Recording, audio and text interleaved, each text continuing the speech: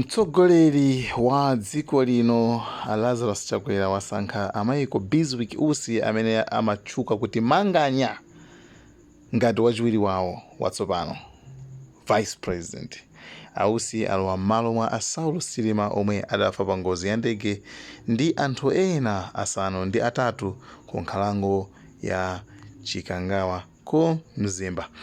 Mlembi wa mu ofesi ya mtsogoleri wa dziko ndi nduna zake Colin Zamba wati Ausi amene ali Amanganya awalumbiritsa mawa Amanganya akuwalumbiritsa kukhala Vice President wa dziko lino.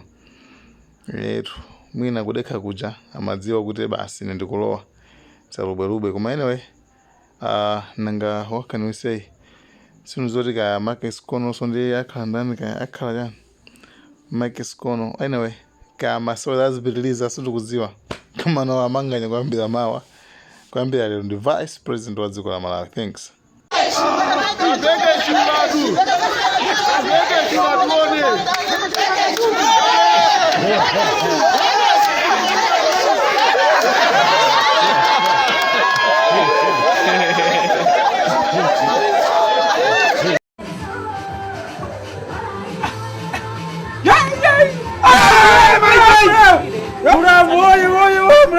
Tukupanga zaidi leo kaka.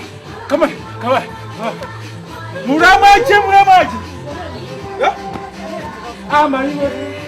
Kwani muramu anapanga bwana? Antipenda amaji.